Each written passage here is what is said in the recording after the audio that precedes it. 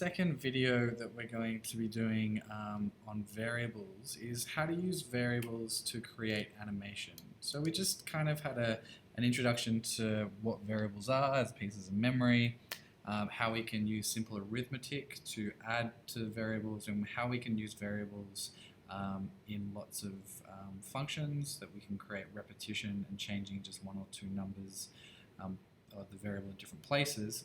We can stop repetition. If you haven't already and you want to do something a bit more advanced on what we just looked at, I would recommend the textbook that I've mentioned a couple of times that can be found through UTS Online, through the resources, through interaction design. In that textbook there's a chapter on variables, and then that has a lot more in there to do with using functions and using loops to create repetition. If you want, you can push yourself and have a look at that. If not, that's okay. Hopefully you played around with the variables and you're feeling kind of okay. This is actually going to be a little bit easier, and so I'll quickly go over how to do the starting parts of the variables, but this is mainly what you'll use it for, to do simple animations, moving things around your screen. Cool. So going to GitHub, downloading your files, we're going to duplicate this P5.js starter file, which I've already done, and call it something like variables animation. So open that in brackets, and we're going to start off again with, sorry, just lost the last file. Here we go. Oh, this isn't right. Sketch. We want to click on the sketch.js file, and this is our basic starter file again. Cool. So let's go back to the start. So what we're going to do, and I'm going to start doing this kind of stuff, is we're going to draw a circle, and we're going to animate the circle so it moves to the right.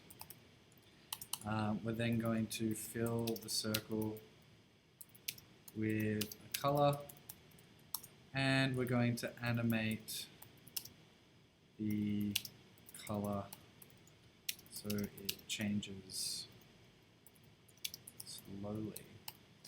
And lastly, we're going to draw two more circles. Circles that move away from each other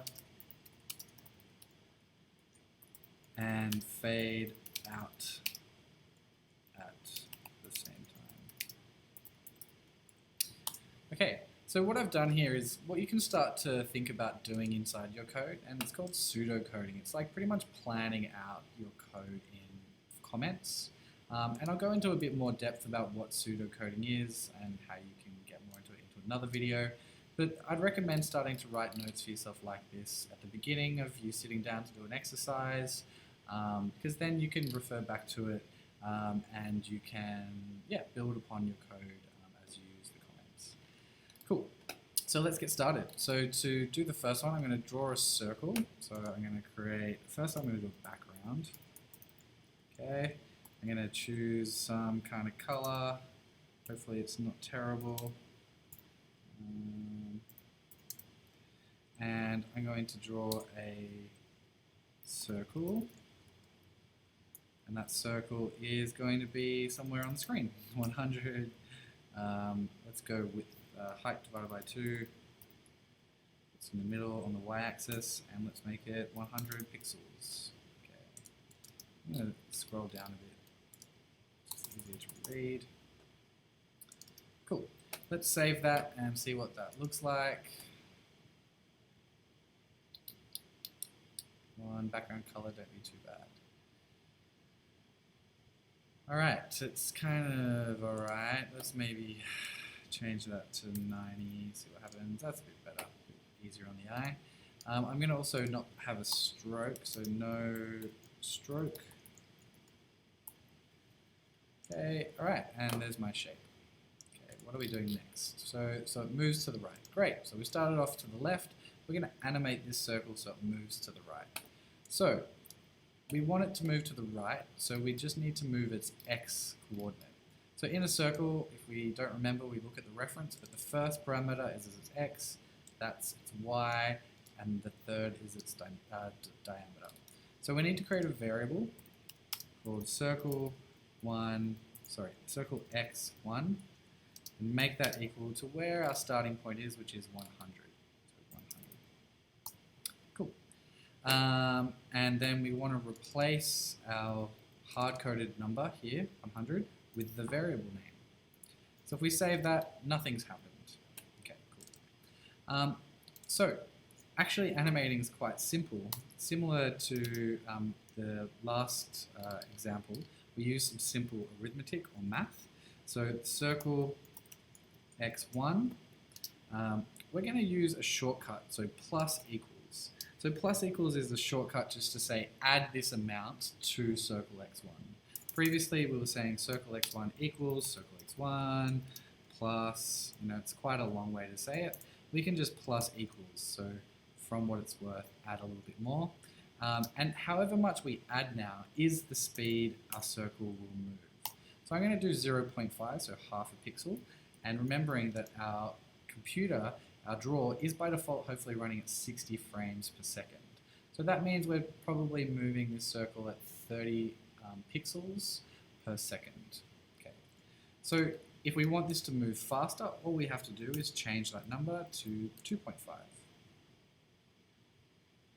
bit jittery, isn't it? Okay. That's how simple it is. If we want to animate something, we just need to do this. If you want, you can pause the video and figure out how to make the circle move to the left. Just a little tip, you might want to make it so it starts somewhere else in the screen, not all the way to the left at 100. Cool, but if not, and you haven't paused the video and we'll continue on, we've pretty much achieved that our first thing, animate the circle so it moves to the right. Cool. Cool, so we've now got here our circle and we need to fill it with a color. So by default shapes fill as white, so that's why it's white. I'm going to fill it with something reddish. Okay, let's see what happens. Hopefully it doesn't do that. Yeah, that's okay. It looks quite good. I don't know why it's so jittery, but that's okay.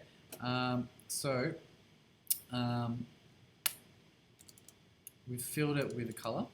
Now, what are we doing? Animate the color so it changes slowly. So I'm going to animate it. It's going to stay reddish, but I'm going to make it so whatever this RGB, the blue in that circle, the amount of blue kind of comes out of it as the time goes on. So if you want, it's pretty much the same process. We're going to create a variable for this, the circle's RGB, the circle's blue, and we're going to animate that to take the amount of blue out of it. So if you want to pause the video and just go for that, that can be your exercise. So go for it if you want. All right, and if you haven't done that, that's okay too, and we'll just go ahead and this can be your solution. So we need to create a variable, which we're going to call the circle B for circles blue, and we're going to start it off where it starts off here at 150. Okay. Cool. And so here, all we need to do before or after, it doesn't really matter. We're going to do the same. We're going to animate or change this value with arithmetic. So circle B, let's call it circle B1, okay, in case we need to create something else.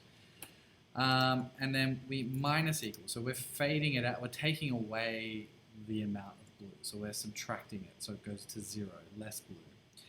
And here we choose how fast that comes away. So 0.2 is going to be quite slow.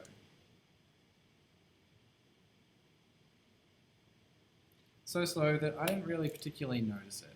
So let's go 5.2. Didn't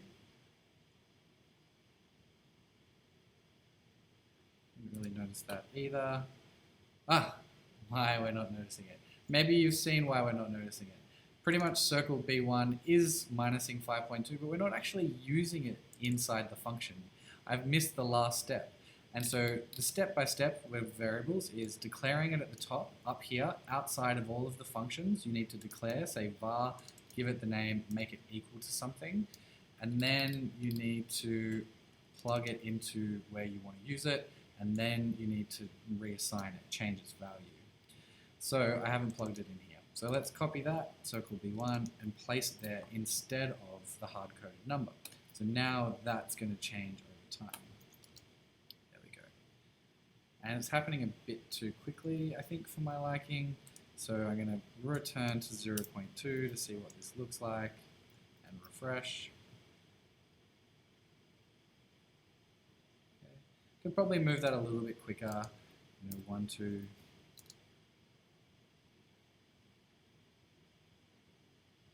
could probably make it the same speed as Circle X1.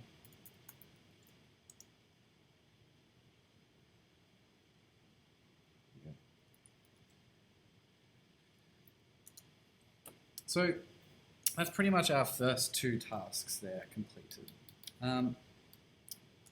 As you see, you can change the speed and it will change the effect there. So now we've done this first task. Maybe something you might want to do as another exercise before we move on, if you want, is create a variable that will remove the amount of green as the circle moves across, or that adds the amount of green. You play around with that. It's the exact same process if you want a job to do. If you're cool and you want to move on, maybe we can do the second task, which is draw 2 more circles that move away from each other and fade out at the same time. So feel free as well to do this before, like pause the video so you don't see what's happening and do this, but I'm just going to go through this process. Okay, and you can create your own tasks to do, you can create your own kind of tests if you want to help yourself out. So, creating 2 more circles. Okay, so they're moving away from each other. I can move them away from each other in lots of ways. So I'm going to go, one's going up and one's going down. So I'm going to create circle y2 and make that equal to so I'm going to leave that. I'm just going to declare it. So this is declaring it, as we saw in the earlier video about arithmetic and variables.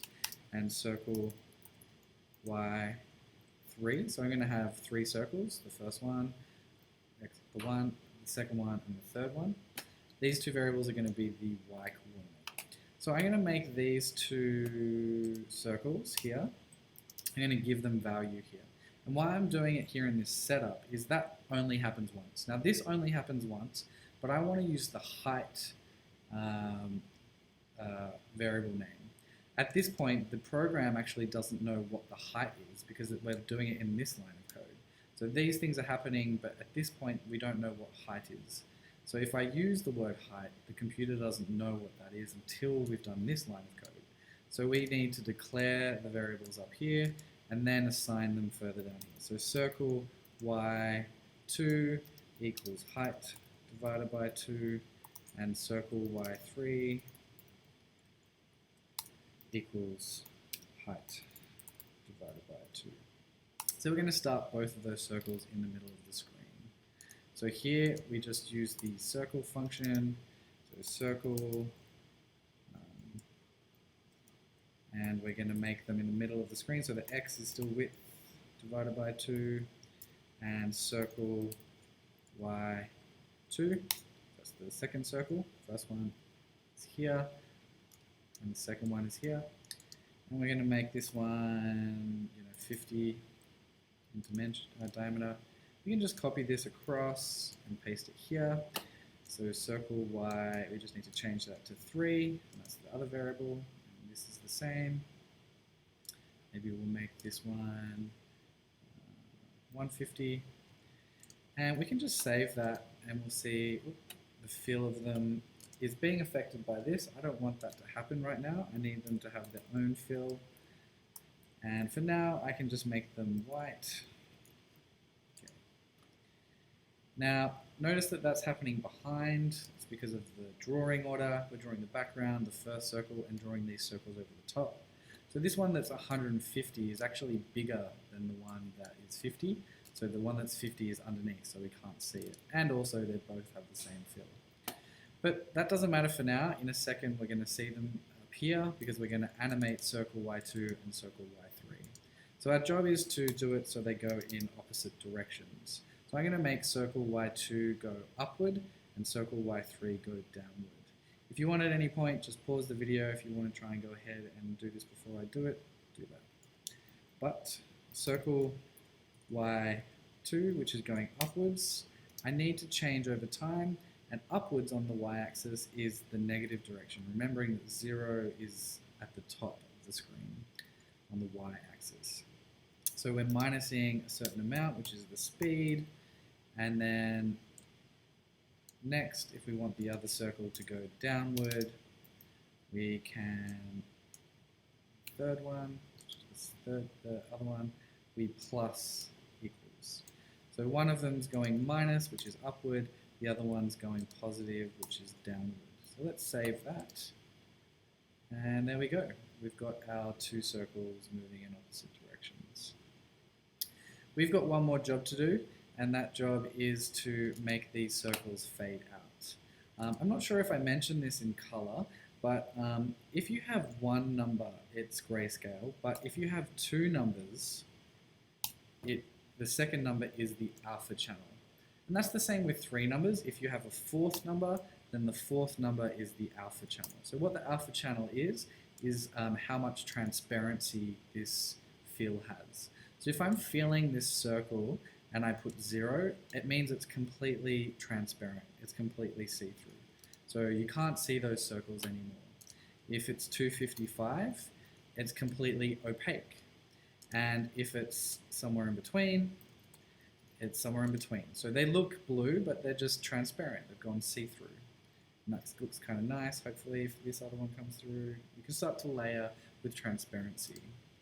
So we can animate the transparency. So we're going to call this circle alpha. So alpha. I'll just leave it just as circle alpha because we're doing it for 2 and 3. And we've got to do the same process. We need to create a variable called circle alpha. Let's start it off so it's completely opaque so we can see it. And over time, we can make circle alpha minus equal 0 point something. So this is now using the same process here, right? So I might do it above it so it doesn't look so confusing.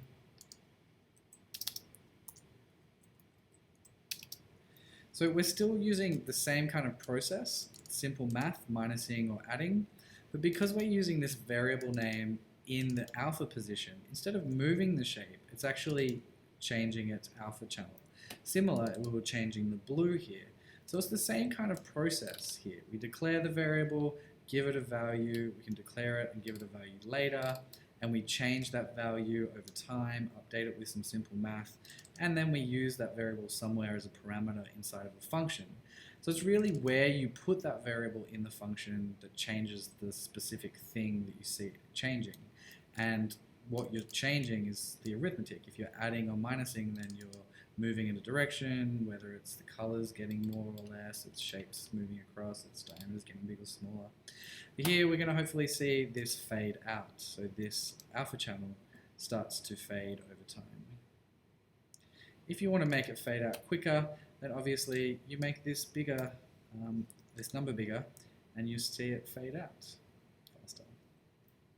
If you want yourself to give yourself a task, you can see if you can make these two circles start slightly transparent and make them fade in over time so you can see them before they leave. But hopefully that's enough for you. I'm going to save that code and I'm going to upload it to GitHub. And that's pretty much variables. It's simple arithmetic for repetition with patterns and keeping your code minimum. But this is mostly what you'll be using, which is using variables to animate things over time. Okay, thanks a lot. Speak soon.